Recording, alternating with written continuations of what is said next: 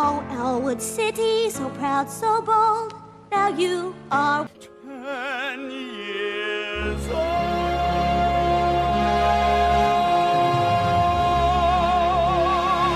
Guess who's back? Shady's back. Back again. I'm back in the saddle again. I'm back in the saddle again. Ooh, that is peaking. I actually am going to turn myself down ever so slightly. I'm back in the saddle again. This is your opening bit after being like, I better not be too loud or I'll peak the mic. It's true. It's like, oh, I think my audio levels are good, and then I was like, oh yeah, but I'm not screaming butt rock when I'm checking my audio. When you're not being your own like satellite radio intro and just like doing the guess who's back different voice drops. That was actually pretty good. If we had thought of that might have been able to be might be able to mix that. But yeah, it looks like we're at least for one night only. We're back. Elwood City Limits, the episodic Arthur podcast. People playing the Elwood City Limits drinking game. Here's your first drink. If we were to put this into wrestling terms, it's like twice in a lifetime. Will you ever see those memes that are like, that you and that friend who having that same argument over and over again, and it's twice in a lifetime? John Cena, The Rock. That's us. Just one. Yeah, exactly.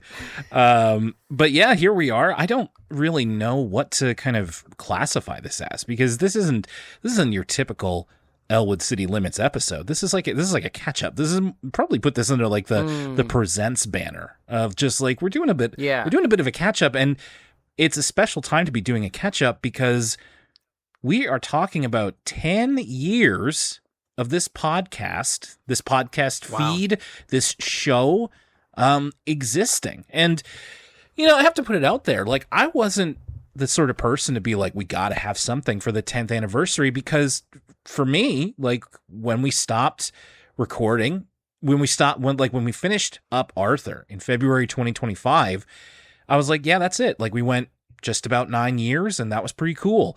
And even though we have been uploading old content to the podcast feed, to me, it was just like, well, yeah, that's just kind of like bookkeeping. This is like tying up loose ends. But I did have a couple of listeners ask like, hey, you going to do anything for the 10th anniversary? And I was like, you know what? I guess this does kind of count. Like we're still sort of here. If you're subscribed to our feed, you are receiving new stuff every couple of weeks. So yeah, I guess we are kind of still an active podcast, although our material is like half a decade old by this point. Our specter lives on, though. I mean, I'm shocked. Discord users will know I'm not in the Discord very frequently, the official Elwood City Limits Discord, but I have notifications turned on for that Discord, so I see every solitary post in there, and I'm pretty taken aback by how frequently the posts are flying. Yes, I'm very happy about it too. And it's thank you everybody for kind of being patient with me, because Discord moderation, like community moderation, is not something that I'm used to doing. So it really has helped that everybody who has come into our Discord within the last year and a half has been like really nice people. Like, except for the spammers who are trying to sell their laptop or whatever. Like that was the one that really I was like, who is this person? And then people had to be like, that's not a person at all. I'm like, oh, you really think people would do that? Just get in a Discord server and tell lies? So that was, but yeah, everybody's been super cool, and it's very nice to be able to catch up with everybody. And more importantly, it's nice to, like, when there is a bit of like Arthur related news, PBS Kids news, like to just be able to talk about it, or just talk about like, we've got people doing other series watches like Avatar and Legend of Korra and all kinds of other stuff. I recently watched The Amazing Digital Circus, and I felt that was the place that I should let everybody know that I watched it. Yeah, I mean, I had on, our first agenda item here is where are we now? What have we been doing? I assumed this is where we'd talk about kind of in a post-Arthur world. Yeah. What have we been up to? I've watched, I saw that you watched Amazing Digital Circus. I tried, Will. I really did. Yeah. In my post Arthur world, I almost exclusively watch things now for entertainment as opposed to academic pursuit. That's so nice, isn't it? And I gave Amazing Digital Circus the old college try because I was like, you know what, this is so cool that this like independent animation thing is like blowing up. And it was conclusively, as a 31-year-old man, not for me. Yeah. Not saying that reflects negatively upon it whatsoever. I think, it's kind of a perfect object for what it is. It's just that's not kind of what I'm looking for right now in my life. What I am looking for, I've been watching that new Ghost in the Shell series by animation studio Science Saru, and that is some of the best seasonal anime I've seen in like 10 years. That is really, really excellent stuff. And actually, Will, I'm glad we're talking about this. Knowing your taste, I would recommend it to you. Okay. I feel like, how would I describe this? I mean, like, it's is it not kind of more based off of the manga than it is more has been based before? off of the manga, but it also kind of has echoes of the silliness that kind of like I more associate with like the Digipaint era of anime. Like, think about like the kind of tropes that like Teen Titans would play on, like when someone's overreacting to something and their head gets all chibi and big. They're obviously ripping off anime and Teen Titans. They didn't invent that. But I feel like that's actually kind of gone the wayside a little bit, and maybe I just don't watch enough seasonal anime, but there's so much kind of drivel and slop to, I got hit by a car, I woke up in another world, how could I be a hero if I'm level minus 99, that kind of yeah hoopla. But this is just like, the animation's amazing, the foundations of the story, the Oshi movies are a lot more dark than the manga, and the manga's way more jokey, but the darkness is still kind of present in that original story, and there's a lot of really kind of interesting, frightening cyberpunk concepts. And so it's this great combination of like humor, really awesome, kind of shamelessly cartoony animation, with a good story. So I highly recommend it to you, Will, as well as the listeners. Well, thank you very much. I will keep that in mind. And listen, even though I watched the whole thing, I also like watched all of Amazing Digital Circus, feeling like I'm too old for this. Just like thinking about how like 20 years ago, and God, I can say that now, that I would have been all about this. And I'm very much for everybody that this is all about, who are all about it. But it's just like, it was nice to be able to watch it and have an opinion on it. But it was that was almost as much for research as like watching Arthur was. Something else for research recently. So a friend of mine was giving away some of their, DVDs, and I came into the complete Dragon Ball.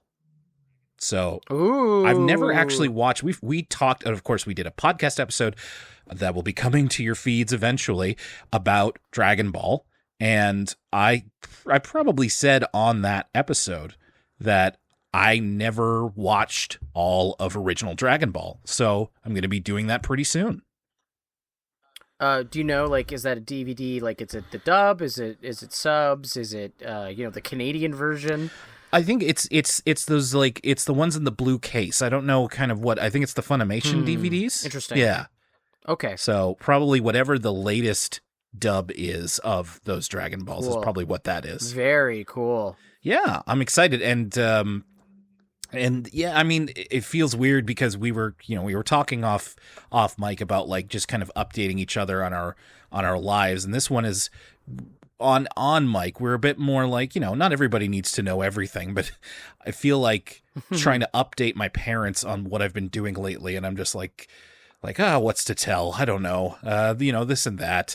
I feel like I especially don't have a lot of updates at this point from a year and a half ago. Just that, I've been keeping Sentinel on the Elwood City Limits uploads, and they've also been, PBS Kids has been releasing the season 1 episodes of Arthur lately, which I've been rewatching and logging on the serialized app, and that's been a lot of fun. I've been really enjoying just watching Arthur for the love of the game. And just having thoughts, and I'm like, I'm pretty sure we talked about this like 10 years ago. I have a question, and I'm sure the listeners, this is a good way to kind of, encapsulate the last year and a half, is what have you been doing with your newfound kind of free evening time? Something whenever I would kind of do the small talk of, oh, you have a podcast, you're at work and you're saying, what's your fun fact? It's like, oh, I have an Arthur podcast that was semi-popular. People always want to know about it, and I always have to kind of forewarn them. I'm like, and I don't even do the work here. Will's the one doing the work, but it's sometimes more than 10 hours of work a week between watching the episodes, recording the episodes, and then for you editing it. And so it was a huge time commitment, more so for you than for me. So I'm curious kind of, what have you been spending? I have an answer for this, but I'm curious, what have you been spending your additional free time doing? It's funny that you say that, and it's just that I already had a lot of free time, and Elwood City Limits was not W flags. Yeah, really. I'm complaining about it, but yeah, Elwood City Limits was never that much of a drain on my time. In fact, it's been weird to go forward, and it was weird at first to be like, oh, I don't have to like edit a podcast this week. I don't have to research a TV show. It was almost like a bit of phantom limb without it for a time, because I still am doing the same work that I was doing outside of the podcast before, but then all of a sudden it was like, oh, I have a little bit less work now. And I think it was partially a relief, I suppose, but it was also just like, all right, now what do I do? And I think I'm still figuring that out. I've gotten back into reading a little bit. I've been reading through a bunch of Stephen King books.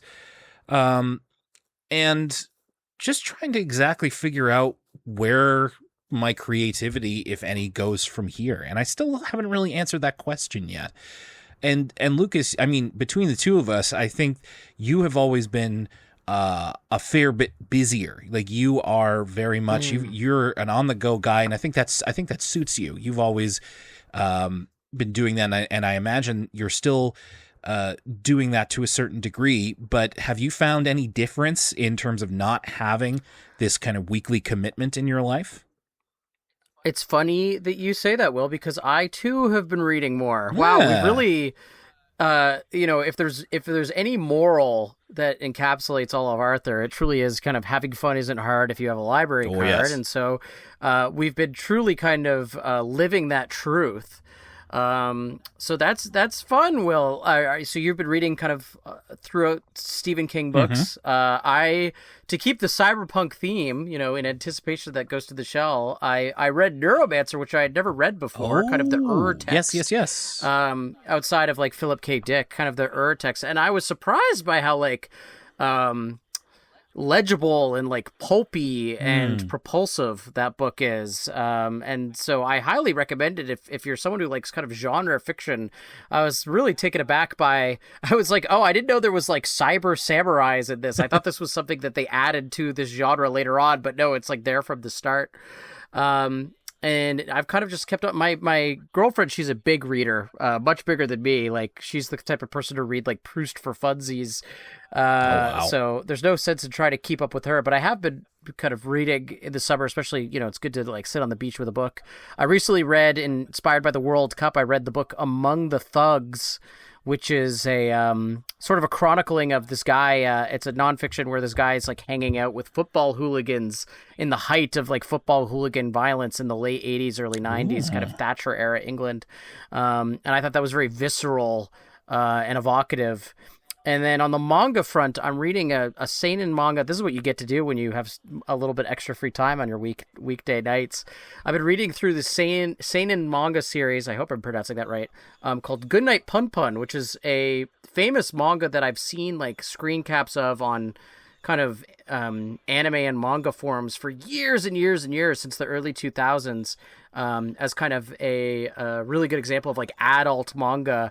But I never actually read it, and the entire series is available at the Halifax Public Library, and so I've been making use of that and slowly kind of making my way through that, and that's been really great as well. Similar to you in terms of using the library to read a manga series, I read through all of Berserk thanks to Halifax Public Libraries. Ooh, another seinen classic. Yeah, yes, that was I felt weird about going into it because, of course, the author Kentaro Miura passed away a few years ago, and it's like it never really got finished. It is still continuing, I think, under the under the eye of his assistants, but to get to the end essentially and to be like, that's kind of where it stops, and it's like, well, this isn't really an ending, but it was still an amazing journey. So I'm glad that I took it, and I would love to get that big old friggin' hardcover that I've seen people have. But yeah, it's sometimes I feel like taking a journey in a manga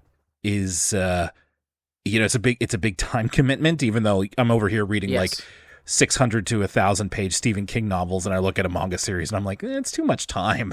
But I usually don't regret the time that I put into it, and I'm glad that I did with that one.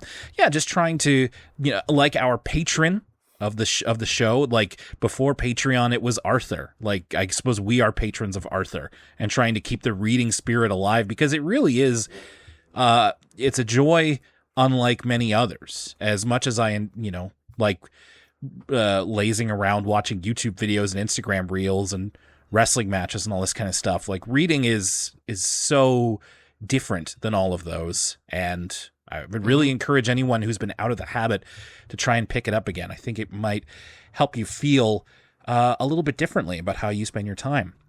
And speaking of Arthur, so we wanted to gather for this 10-year anniversary to celebrate ourselves, obviously, but also to give a little update on kind of where Arthur's at here. So that's what our next section is going to be. Now, of course, there are many, or rather I should say, there are people in the Arthur sphere, let's say. I'm thinking especially of people like Peebs or the Frensky Star, friends of the show, who are very much keeping up with the news of PBS Kids and Arthur.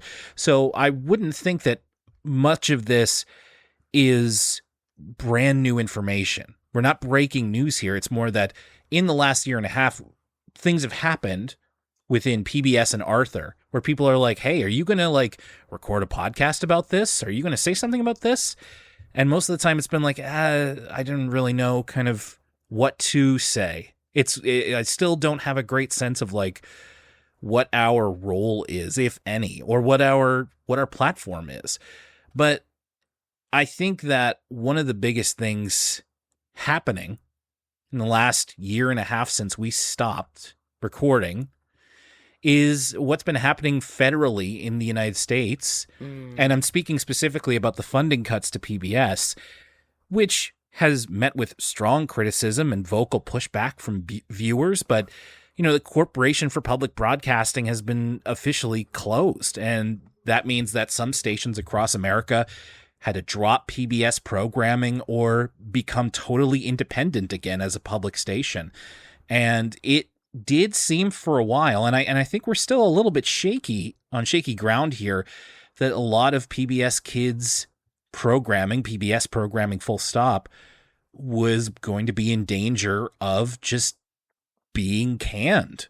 And we're still seeing that. I mean, I feel like just last week, when we're recording this, they just announced the cancellation, not the cancellation, but PBS Kids isn't going to air Curious George anymore, that's a recent episode in our uploads here from like 5 years ago.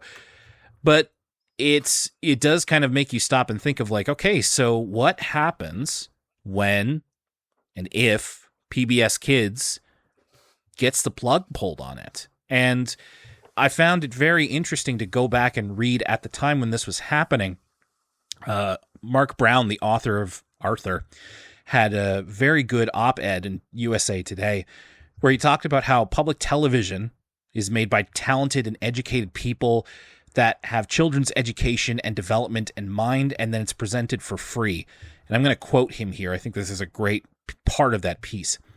He says, quote, "But without federal funding, programs such as Arthur may not exist. And while each of America's 356 local public television stations would be affected by funding cuts, those serving rural, island, and tribal communities would face the most severe consequences.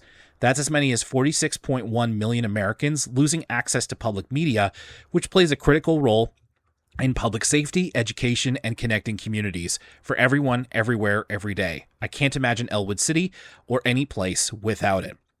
And Lucas, that is something that I had people, again, ask me, like, are you guys going to do something about this? Like, should we help to raise funds or something. And it just felt a lot bigger than me. It felt bigger than us. And I kind of just didn't even know what to do, especially considering that it's not even our country to begin with where this is happening. That's the thing. It's I try not to. It's difficult for us to even comment on, whereas we're outsiders to this whole thing, right? Being Canadian, but I gotta say, I do find it pretty disgusting, and I think that as people who have grown up with nationalized public media through the CBC, and if you look at other countries, especially like the BBC, or many countries around the world have kind of a nationalized public media. It's such a net good. It's such a net positive. And if you look at even the context of PBS, which is a little bit different than, something like the CBC, the world of children's media, I think it has a special importance. And the reason for that being, in the advent of like AI, and in the advent of slop and like YouTube slop and like, I don't know if you've ever been in public and you've seen like a baby scrolling on TikTok, but it's a pretty grim sight. And I think that, we did so much research on For the Kids and in learning about Arthur and just learning about PBS as an organization. And the thoughtfulness and care and qualitative and quantitative research and child psychology that was going into the creation of some of these legendary kids shows, and, the thought that was being paid to how it affects children's development and how, if TV and media in the home is something that kids absorb and learn from, we need to kind of be doing this from a place of a moral center with the welfare of the child in mind. And I think you lose that without something like PBS Kids. Because, as much as we loved, things like SpongeBob and commercial children's television, what is commercial children's television if not a entertainment mechanism to like sell advertising? And then it's even worse when it's just like, Spider-Man's going to the dentist and getting his teeth ripped out. Those types of dark, evil children's YouTube videos.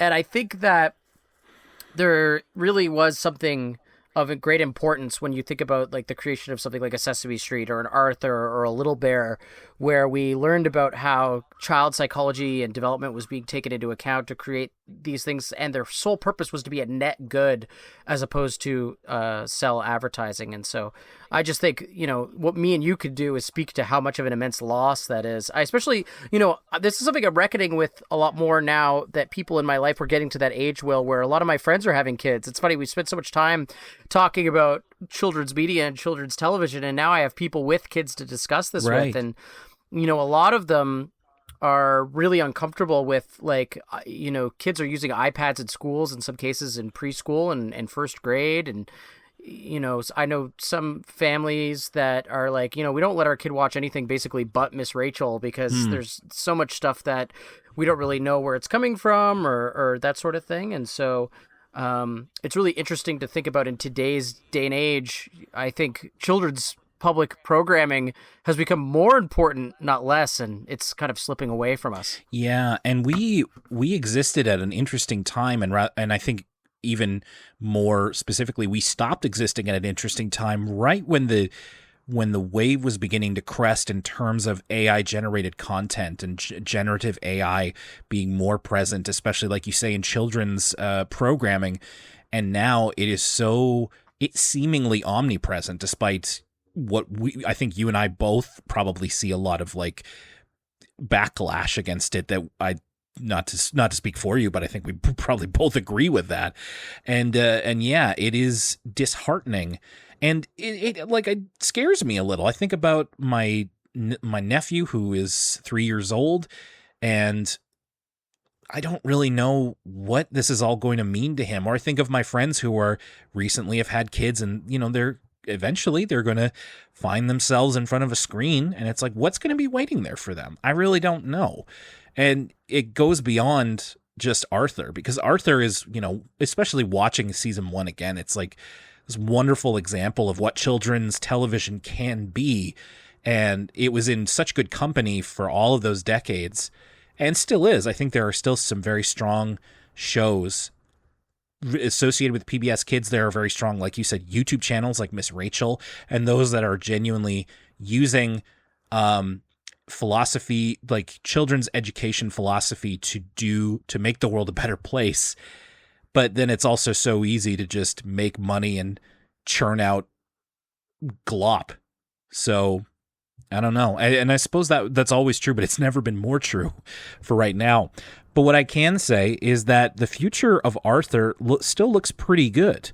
Like, there is a lot of new Arthur content that is being made. Every once in a while, the animation team at Arthur will come out with a new short on their YouTube channel. The Arthur podcast is still being created with new episodes, and I believe it even won like an award.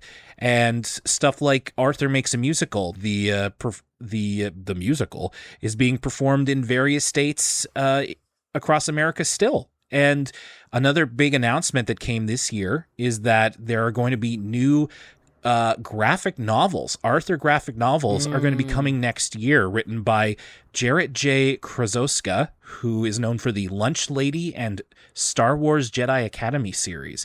Now, what that's going to look like, I'm not sure, but I think that's such a really smart move because, well, and this is kind of... I always forget the word, not circumstantial, but it's an example from my life of, like, my 10-year-old niece loves reading and especially loves reading graphic novels. That's a big way that she is interacting with literacy as a kid of this world right now. And I think this is such an incredible step. In fact, I'm just like, why didn't we do this sooner? But I'm glad we're getting to it now. And the Arthur brand is still really strong.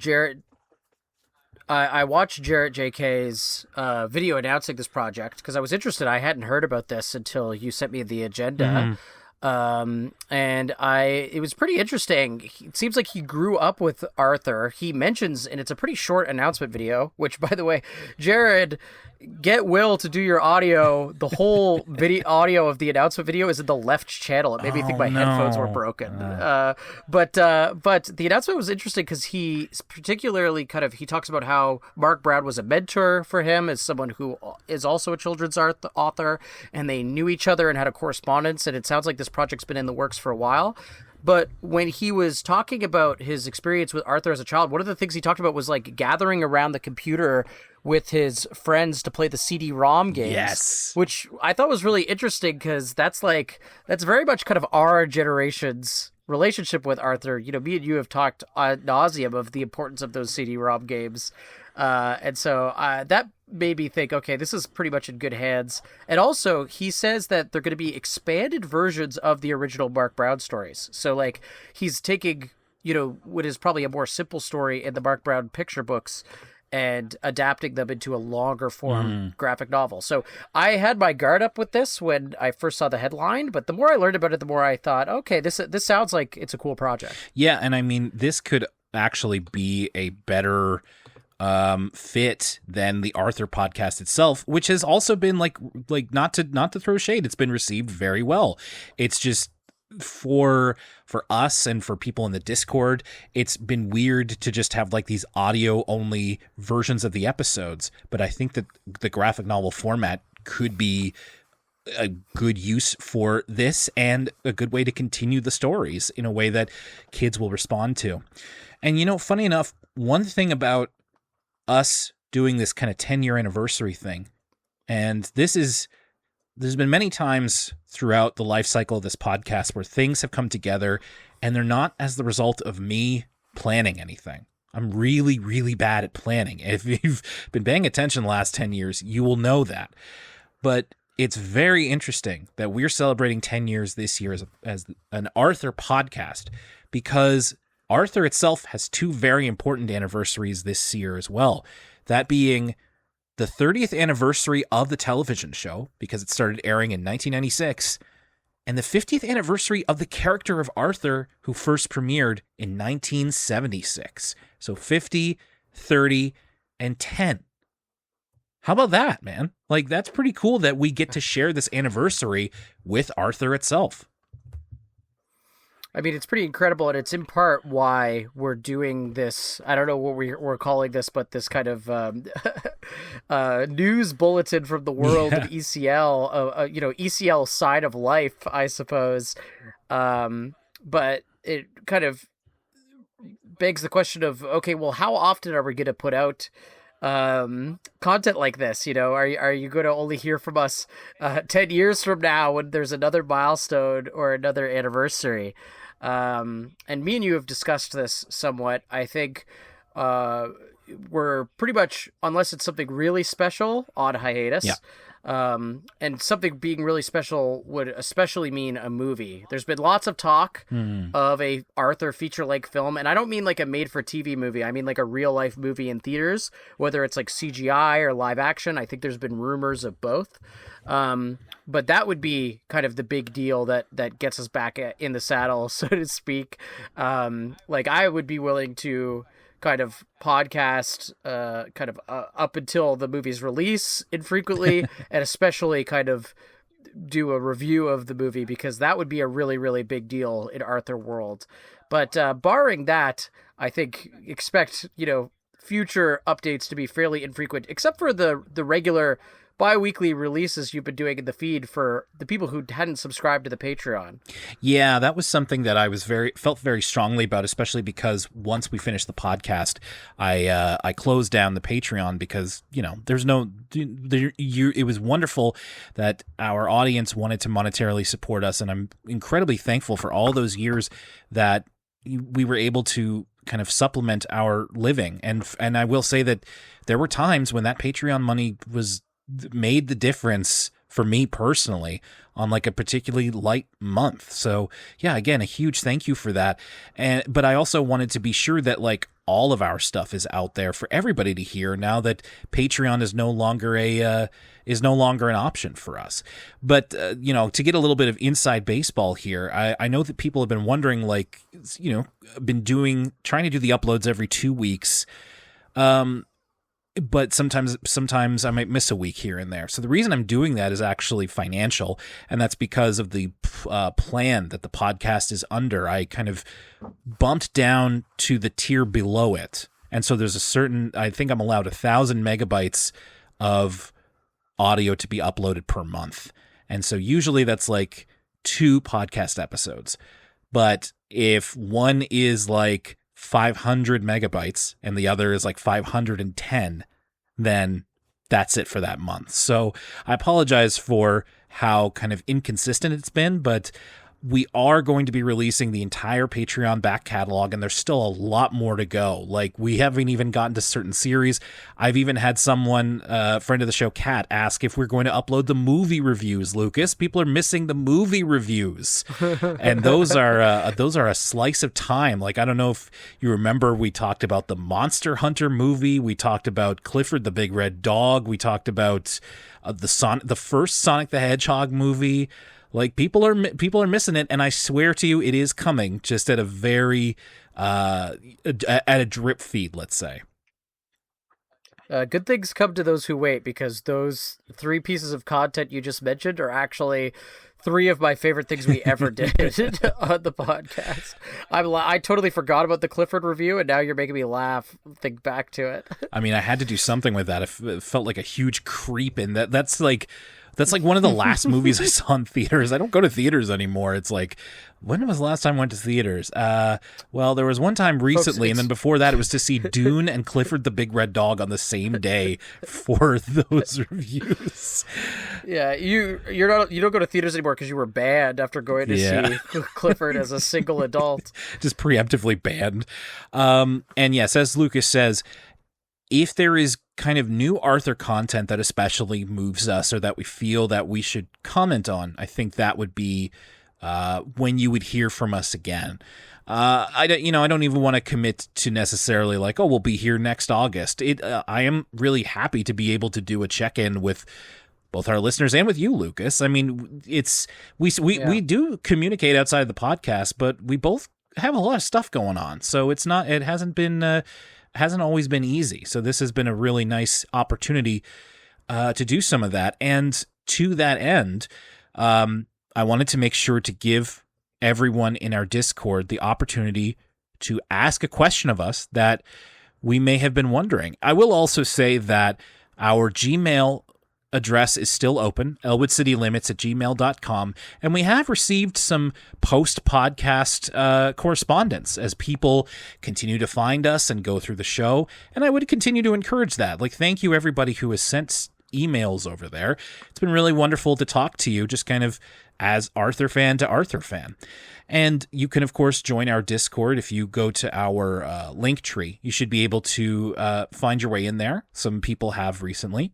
And we do have a couple of questions from Discord. Now, as with our questions have been in the past, some of these are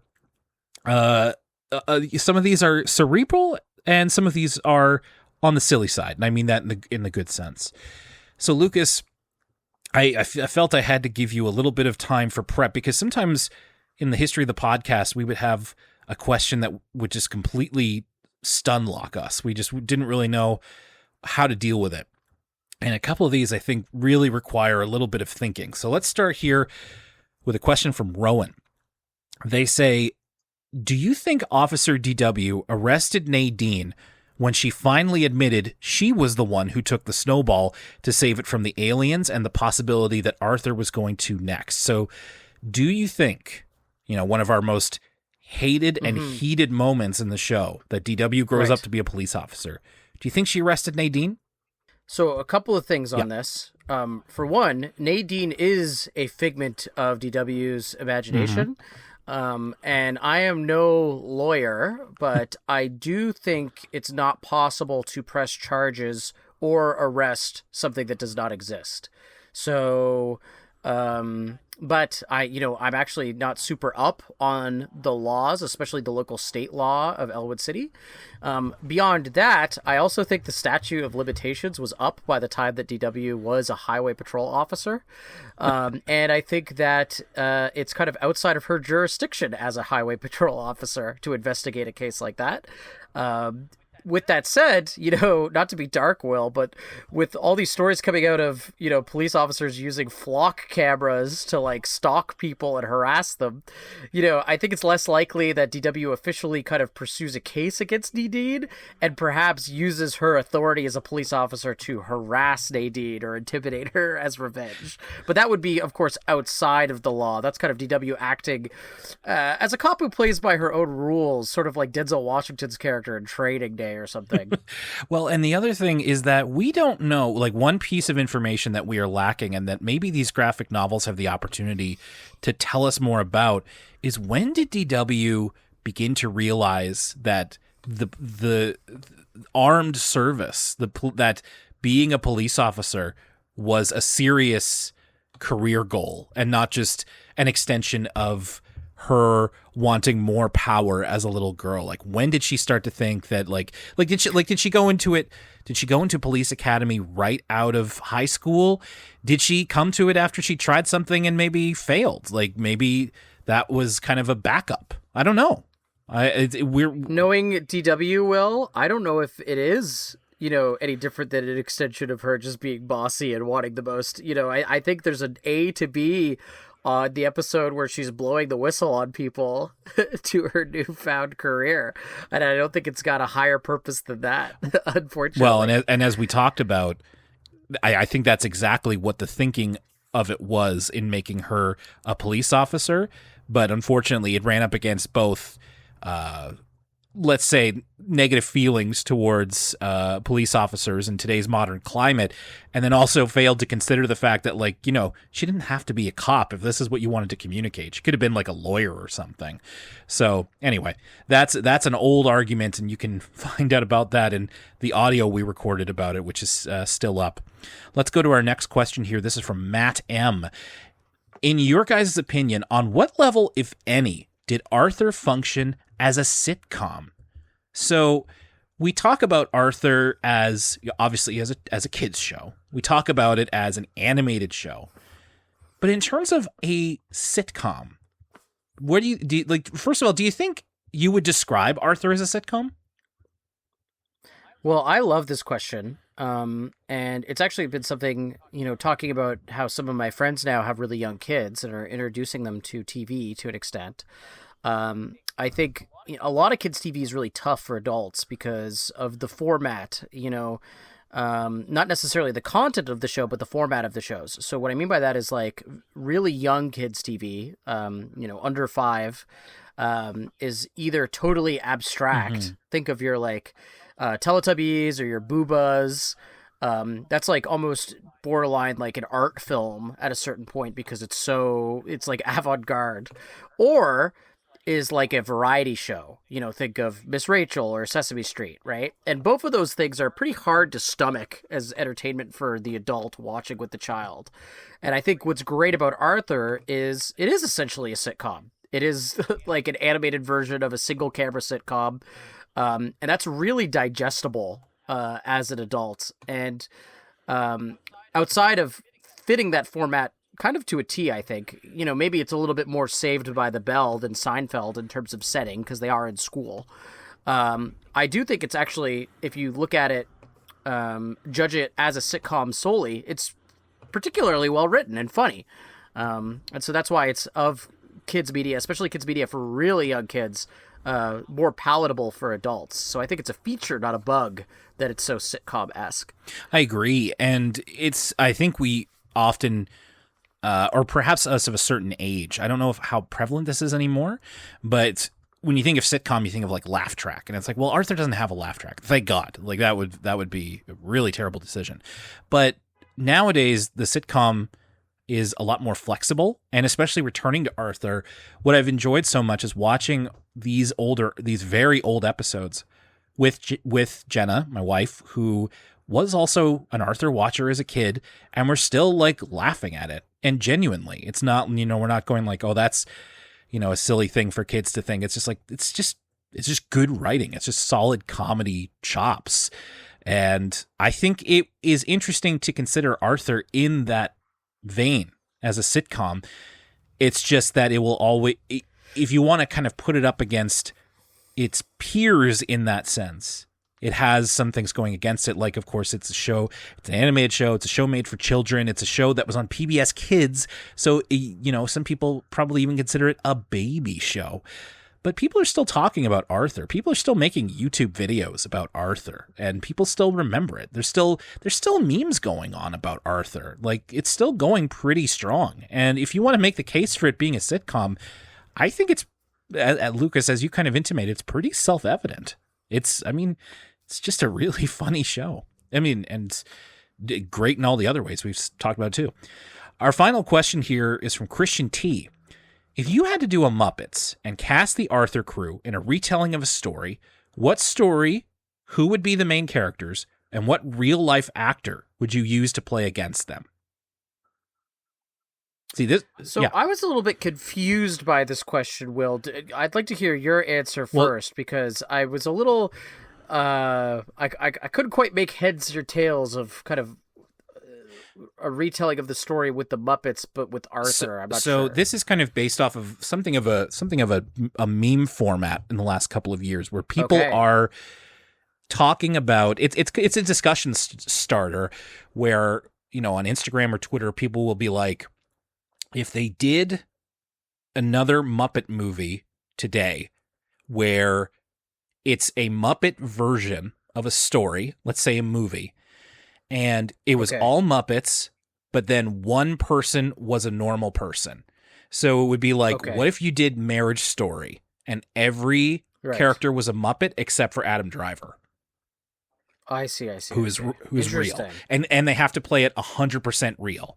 Or like if you did Muppet Lord of the Rings, except Ian McKellen is Gandalf. So so we're retelling a story, but with everybody. They're not Muppets. They're Arthur's crew. Yes. Okay. And then within that story. So I'll use this as an example. What if you had the Arthur version of Heat? Except you kept. Because I would keep De Niro. I think you would think, keep Pacino, but I think that you could take you could have Buster be the Pacino character. Well, see, I'd almost want Arthur and Buster to be Pacino and De Niro, and then maybe keep Val Kilmer. Ooh, keep Wayne Grow. Yes, everybody's the same except Wayne for Grow. Wayne Grow. That's it. Did you or have you seen John Mulaney's talk show on Netflix? No, I have Dude, not. you have to. It's so funny. There's a bit that he has, like, because it's all recorded live, but it's all there on Netflix. He has a bit where I think he actually got the actor who plays Wayne Grow to show up and play Wayne Grow from Heat, and like 20% of the audience gets it and 10% think it's funny, and I was dying laughing. It's so funny. Everybody, that would be very funny to me, because I was actually thinking about this the other day. I was like on a bus ride home and my mind was wandering, and I was thinking about Heat as a one to do, and I was like, wow, Wade Grow is like one of the best. Like, he's almost like a classic Universal Films monster. Like, he's so monstrous and menacing in that movie. Like, and that's what you want from like kind of a larger than life, very cinematic villain. Your Anton Chigurhs, if you will, like kind of iconic villainry. And I find Wayne Grow, it's so like, De Niro's not the antagonist of that film. That film you could be read as a love story between Pacino and De Niro, but Wayne Grow very much is the antagonist. He's just so evil. So yeah, that's a good one. Was that your pick, Will, or did you have another one? No. I was just giving an example to kind of get you thinking about it. But that's what it would look like. I think that. So I would want it to be a drama, because I think that ironically the potential for comedy is higher when you're getting the Arthur characters to be in a drama versus having them recreate a comedy. Although I'm sure you could think of examples where like having the Arthur characters recreate a comedic moment would also work. Like if you did Planes, Trains, and Automobiles and kept Steve Martin in it, and it's like Steve Martin and Binky instead of like John Candy. Like I would love to see that. Or if you're thinking about drama, I mean, there's so many great dramas you could do. You could do The Godfather, and then you could replace and keep Marlon Brando, but everybody else is an Arthur character. It would be long, but still, I would be like trying to figure out where to put all of the characters and what kind of makes sense. It would be so much fun, I think. The Heat one is you're in love with the Heat idea. I'm pretty taken by that one. Yeah, exactly. Well, and you get and of course I'm thinking about this with the original voice actors. So you have, in my mind, you have Michael Yarmish as Arthur and Danny Brochu as Buster doing the diner scene together. And to that end, and it's just been a while since I've seen Heat. Who's who? Like, which one's Arthur and Buster, De Niro, Pacino? I think that weirdly, Buster is Pacino, because even though you would think, oh, Arthur's the main character, he should be the main character, but I think Arthur is a little bit more calm, cool, and collected, yes, a la De Niro, whereas Buster is kind of more manic and animated, much like Pacino. And then you could have actually Francine would be a good Val Kilmer. Okay. And, the brain could be John Voight, who it really is pretty perfect. Muffy could be Ashley Judd, and then, just Wayne Grow. I mean, if we had to actually, if we had to not have a real person, you would have Binky. Poor Binky would be Wayne Grow. All right, so the Arthur version of Heat is kind of where we're landing with that, but it's a fun thought experiment. Let us know in the Discord if you have any other ideas, or again, you can email us elwoodcitylimits@gmail.com. And we are still active, at least on X, the everything site, and on Instagram, and on Facebook too. So you can continue to follow us there. I'm still posting screen caps every now and then. You'll get an episode update every 2 weeks. Wherever you're subscribed, you should still be seeing all the new content as it comes out. And Lucas, 10 years ago, you and I were in our 20s, and now we're in our 30s. We were in completely different job situations, living situations. This podcast was recorded completely live, face to face, and it just feels like everything has changed, but I was a little bit worried coming back into this and just being like, are we going to know kind of how are we going to know how to flow with each other from but I feel like in that sense, not a lot of time has passed at all. No, it's like it's like riding a bike. Well, I wasn't lying. We're back in the saddle and it still fits. It's been a real pleasure, as much as I was saying, it's so great to have all this free time back in the middle of our week. I often think to myself, I want to tell Will about that, or I miss my weekly chats with Will. So, a big part of this whole project is, of course, the listeners and their amazing emails, and a big part of it was just enjoying watching Arthur because it's such a good show. But an even bigger part, Will, has been a chance to chat with my good buddy. And so when you're having fun, it's not work; it just kind of flows. And it turns out, as we kind of kick the tires on this whole thing to see if it still is breathing. It still works, and that's nice to know. And it's nice to know, too, when they, eventually put out the Arthur movie, with Chris Nolan's next project, the Arthur movie. We'll be right back in it. Microphones plugged into the computer, ready to record again.